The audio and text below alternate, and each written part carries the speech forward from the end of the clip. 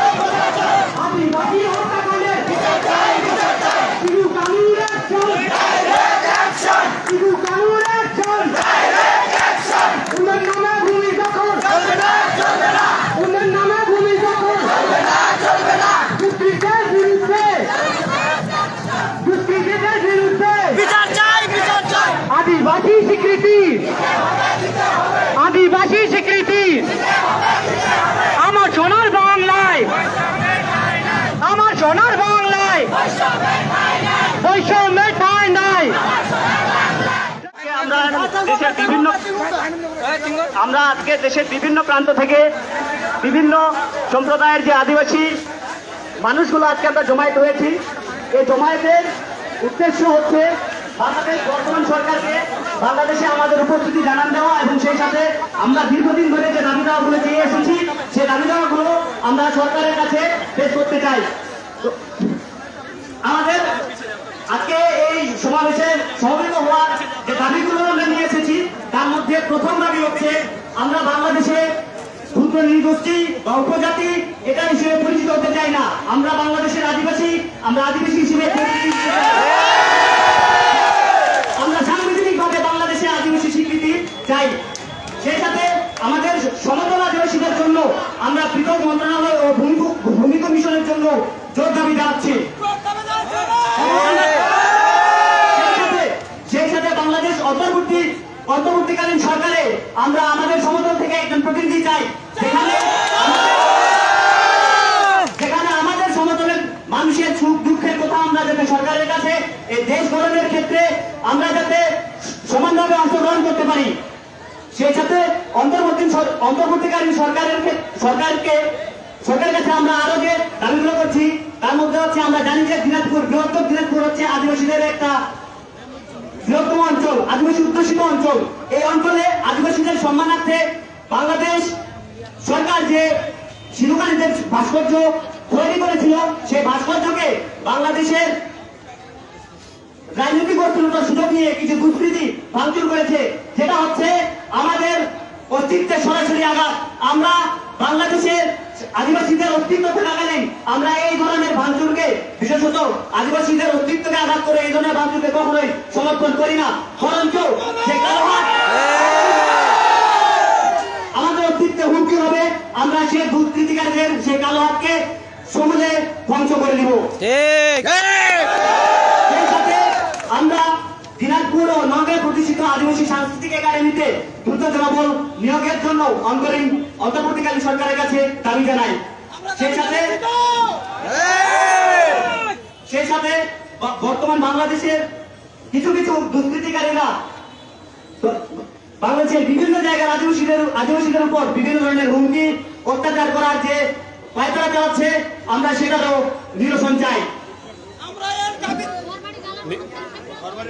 বাংলাদেশে আমরা এই পর্যন্ত বাংলাদেশের বিভিন্ন জায়গায় দেখেছি যে এই বিভিন্ন ধরনের দুষ্কৃতিকারীরা আদিবাসীদের উপর অত্যাচার, হুমকি, ঘরবাড়ি লুটপাট, অগ্নিসংযোগ, হত্যা, ধর্ষণ, মিথ্যা মামলা, ভূমি দখল এবং আদিবাসীদেরকে দেশ ছাড়া করার হুমকি প্রদান করেছে। আমরা এই বিষয়ের জন্য সরকারের কাছে দাবি জানাই। সেই সাথে আমাদের বাংলাদেশের আদিবাসীরা যেভাবে শিক্ষিত হার বাড়ছে সে অনুসারে আমাদের মধ্যেকার কর্মসংস্থানের কোনো ব্যবস্থা নেই। আমরা এই অন্তর্বর্তীকালীন সরকারের কাছে আবেদন জানাই আদিবাসী ছাত্র যুবকদের জন্য কর্মসংস্থানের যাতে ব্যবস্থা করেন।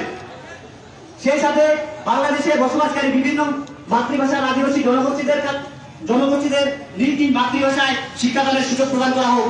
এবং সেই সাথে আমরা জানি বাংলাদেশের বিভিন্ন ইপিজেড প্রোগ্রামগুলো আদিবাসীদের জমিগুলোর উপর নির্ভর করেই প্রতিষ্ঠা করার একটা পায়তারা চলছে।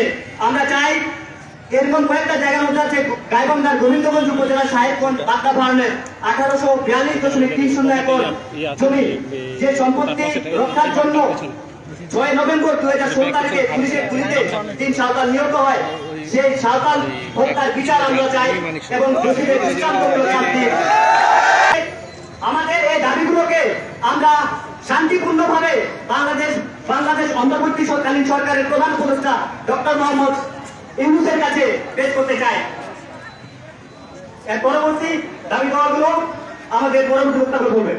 নবম জাতীয় নির্বাচন, সেই নবম নির্বাচনে আমাদের যে ভূমি কমিশন গঠন এবং আমাদের ভূমি রক্ষার জন্য যে গঠন।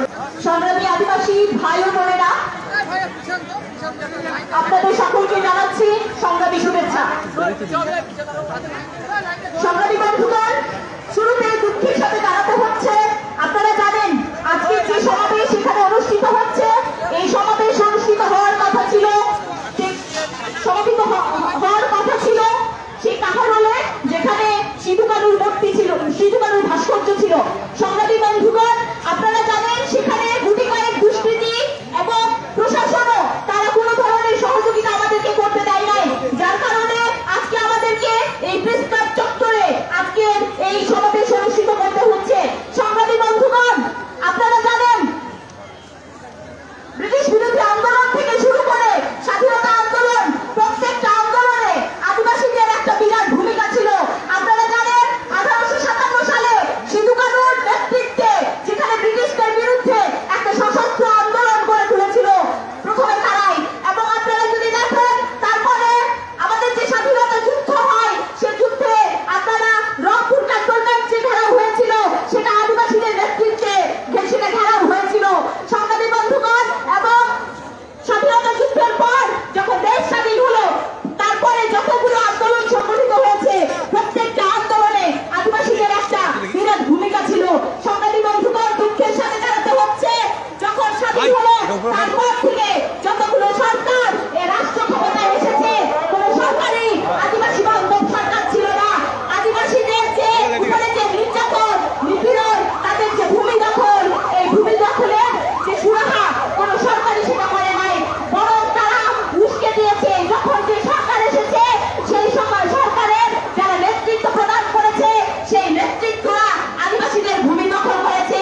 আপনারা জানেন সে বাগদা ফার্মের ঘটনা, সেখানে আদিবাসীরা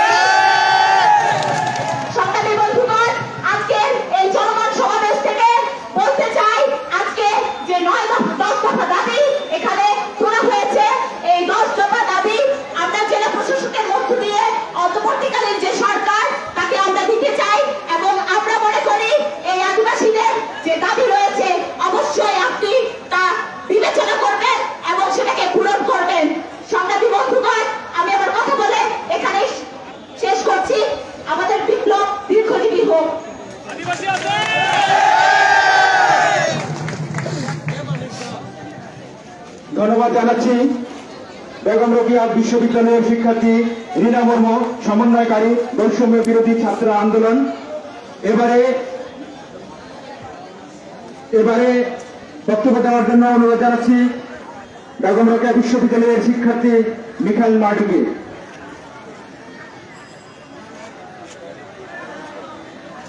সংগ্রামী বন্ধুরা, আমরা অনেক দুঃখ ভারাক্রান্ত মন নিয়ে আজকে দিনাজপুর জেলায় সমাবেত হয়েছে। আমরা কোনো সুখের আশায় নয়, আমরা আমাদের দাবি দাবা সরকারের নিকট তুলে ধরার জন্য।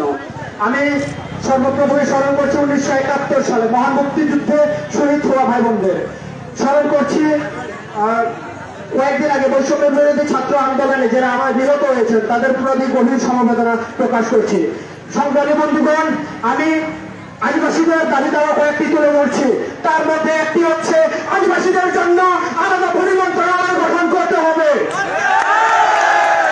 আমরা আগে কিন্তু আলটিমেটাম দিয়েছি, 15 দিনের মাথায় শ্রীনগর ভাস্কর্যটি পুনরায় গড়ে তুলতে হবে, নয়তো আদিবাসী জনতা ছাত্র সমাজ এর রাজপথে দাঁড়াবে। সংগ্রামী বন্ধুগণ, আমরা অনেক দুঃখ ভাগ্যারত্ব দিয়ে বলতে চাই, আদিবাসীদের যে আদিবাসী বাংলাদেশকে গড়ে তুলেছে বৈচিত্র্যময়, সেই আদিবাসীদেরকে নিয়ে করা হয় তামাশা। প্রতিদিন বিগত সালের যে সরকার এসেছে সেই সরকারই আদিবাসীদের নিয়ে তামাশা করেছে। আদিবাসীদের ন্যায্য দাবি কখনো পূরণ হয়নি। প্রতিবার আমরা জানি বাংলাদেশের আদিবাসী শান্তিপ্রিয়, বাংলাদেশের আদিবাসী কখনো রাজপথে নামতে চায়নি, কিন্তু আমাদেরকে বাধ্য করেছে রাজপথে নামতে। আমি আবার বলতে চাই, আমরা শুধু আদিবাসীদের সংস্কৃতি নিয়ে কিন্তু বেশি প্রকাশ করি। আদিবাসীদের যে দৈনন্দিনের দুঃখ দুর্দশা, তাদের যে কান্না, তাদের যে জীবন সংগ্রামের লড়াই, এটা আমরা কিন্তু কখনো লক্ষ্য করি না। আমরা লক্ষ্য করি আদিবাসীদের, যে আদিবাসীরা বাংলাদেশকে সংস্কৃতময় করেছে, যে আদিবাসীরা ধর্মবর্ণের নির্বিশেষে বসবাস করে বাংলাদেশকে একটি বৈচিত্র্যময় রাষ্ট্রে পরিণত করেছে, সেই আদিবাসীদেরকে নিয়ে তামাশা করা হয়। শিক্ষার ক্ষেত্রে আদিবাসীদেরকে বৈষম্যের শিকার হতে হয়। আমি জোরদারি জানাচ্ছি, দিনাজপুর জেলা ছাড়াও বাংলাদেশের যেসব জেলা আদিবাসী অধ্যুষিত জেলা, সেই জেলাতে আদিবাসীদের মাতৃভাষায় শিক্ষাদানের ব্যবস্থা করতে হবে। সংগ্রামী বন্ধুগণ, আপনারা জানেন, গভীর দুঃখের সাথে বলতে হয়, বারবার যে কথাটি উল্লেখ না করলে নয়, গোবিন্দগঞ্জের বাগদা নামে, সেখানে আমার 2016 সালে আমার আদিবাসী ভাই বোনদের, আদিবাসী ভাইদের রক্তে রঞ্জিত সেই গাইবান্ধা গোবিন্দগঞ্জ, আমি আমার আদিবাসী ভাই বোনদের রক্ত এখনো শুকায়নি। সংগ্রামী বন্ধুগণ, এই রক্ত প্রতিটি আদিবাসী বুকে কিন্তু প্রয়োগ চলেছে। আমি রাষ্ট্রের কাছে প্রশ্ন রাখতে চাই, যেসব জায়গায় আদিবাসীরা, সেসব জায়গায় আদিবাসীদের নিয়ে, আদিবাসীদের ভূমি, আদিবাসীদের জমি নিয়ে তালবা না কেন?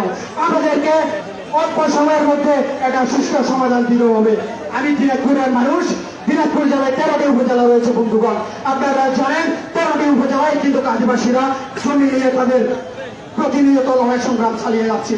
বিগত 5 আগস্ট থেকে এখন পর্যন্ত শুরু করে যেসব বাড়িতে লুণ্ঠন অবিচার করা হয়েছে, যেসব আদিবাসীদের জমি কাড়ি নেওয়া হয়েছে, যেসব আদিবাসী অঞ্চলে হুমকি দেওয়া হয়েছে, এটার যারা হুমকি দিয়েছে তাদের চিহ্নিত করে তাদের ব্যবস্থা গ্রহণ করতে হবে। সংগ্রামী বন্ধুগণ, আমি আর বেশি কথা বলতে চাইনি, শুধু বলতে চাই, যে আদিবাসীরা বাংলাদেশকে গড়ে তুলেছে বৈচিত্র্যময়, যে আদিবাসীরা বাংলাদেশকে সাংস্কৃতিক ক্ষেত্রে বাংলাদেশকে একটি আলাদা মর্যাদা দিয়েছে, এই আদিবাসীদের অত্যাচার নির্যাতন করে এই আদিবাসীদেরকে পিছনে ফেলে আমরা কতটুকু বাংলাদেশকে এগিয়ে নিতে পারবো?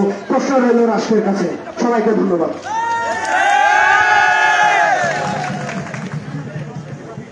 ধন্যবাদ জানাচ্ছি বেগম রোকেয়া বিশ্ববিদ্যালয়ের সংগ্রামী ছাত্র নেতা মিখাইল মার্টিকে।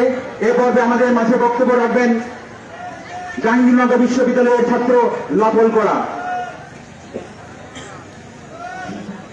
জোয়ার গড়ে লাগি সবাইকে সংগ্রামী শুভেচ্ছা। আমি শুরুতেই একটা কবিতা পড়ে আমার বক্তব্য শুরু করতে চাই। লাল ঘোড়া লাল সিং চালালো কানাই আসি, বীর নির্ভুম চালালো লড়াই, ঝাম ঝাম বাজে তলোয়ারি, হেরিদাগার সিধু কানো লারে, পিঠ বচ্চা বাজে তলোয়ারি, হেরিদাগার সিধু কানো লারে। বীরমা শহীদ হলো রাইট গেল হাজারো সিপাহী, আমরা শুধু কানুন সিপাহী।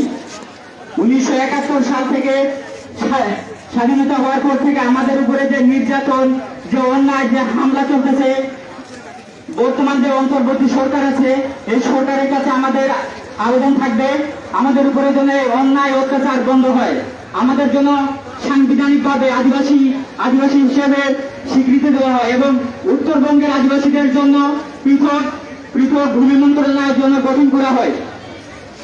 এছাড়াও আমাদের আদিবাসীদের উপরে মা বোনদের উপরে যে অন্যায় অত্যাচার করা হয়, যে নির্যাতন করা হয়, এগুলা বন্ধ করতে হবে। সবাইকে ধন্যবাদ।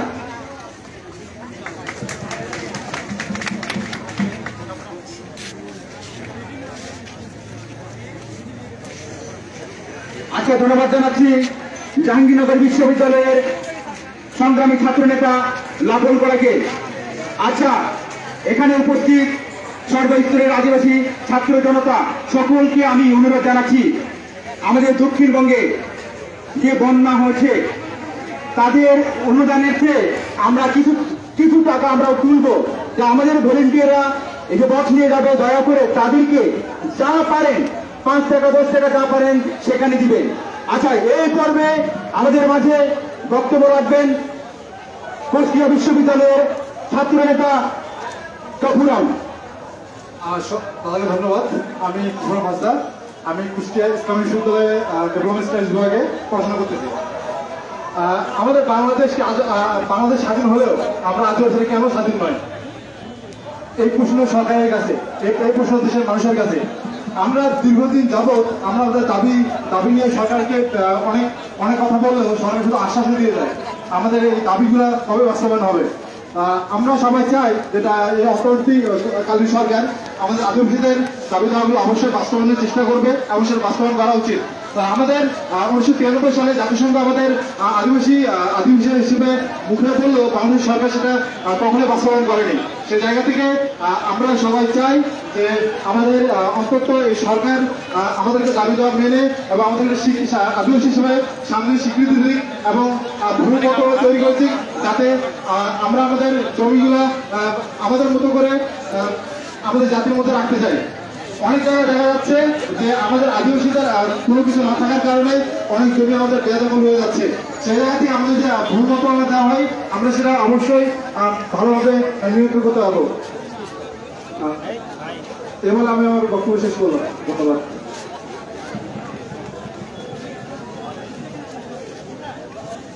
ধন্যবাদ জানাচ্ছি কুষ্টিয়া বিশ্ববিদ্যালয়ের ছাত্র নেতা গফুরামকে। এ পর্বে আমাদের মাঝে বক্তব্য রাখবেন কৃষণ পারগানা কেরবিন হান্ডন।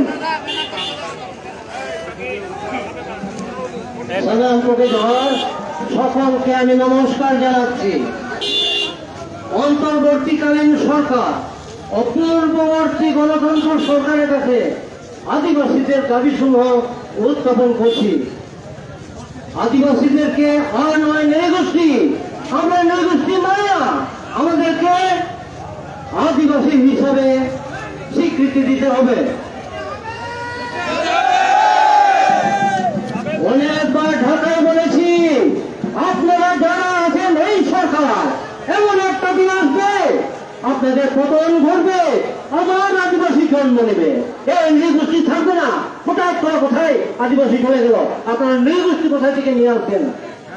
আমি শান্তি পাইনি বলেন, এখন তোমাদের বিদায় হয়ে গেছে ঈশ্বরের আল্লাহর মারফতে। আমরা আদিবাসী হিসাবে থাকবো, আদিবাসীরা ছিল, আছে এবং ভবিষ্যতেও থাকবে। আদিবাসীদের যে 9 আগস্ট বিশ্ব আদিবাসী দিবস সেটা নয়, আমাদের বাংলাদেশে আদিবাসী দিবস পালন করতে হবে জাতীয়ভাবে। কারণ বাংলাদেশের মা দিবস, বাবা দিবস, বাঘ দিবস, আর কি কি দিবস, কিন্তু আদিবাসীর দিবস নাই। এটা সরকারের নির্লক্ষ্য। আদিবাসীদের বাদ দিয়ে নৃগোষ্ঠী, মানে নৃগোষ্ঠীর কোনো অধিকার নাই।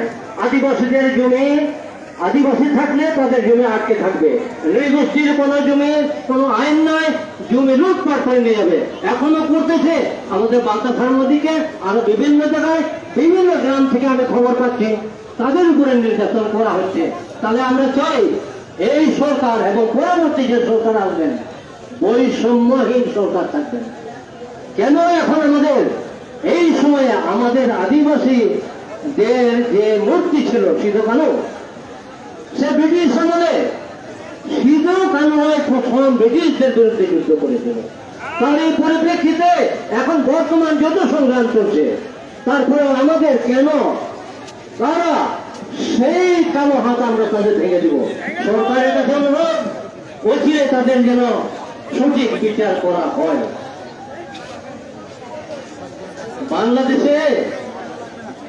বাংলাদেশে যে জমি আছে আদিবাসীদের, বন বিভাগে 1974-75 সাল থেকে 2004 বন বিভাগে আদিবাসীদের জমি অন্তর্ভুক্ত করা হয়েছে। বন বিভাগে সরকারের কাছে আবেদন থাকবে এই আদিবাসীদের জমিগুলো যেন অবমুক্ত করা হয়। কি বলেন আপনারা? এখন আপনাদের সবাইকে ধন্যবাদ জানাই। তারপর আরেকটা কথা বলেই শেষ করব। সবাই বলে বাংলাদেশে আমরা যারা আছি সবাই বাঙালি নয়, আমরা বাঙালি নয়, আমরা আদিবাসী। কিন্তু আমরা বাংলাদেশি, আমরা আদিবাসী, বাংলার আদিবাসী। ধন্যবাদ সবাই।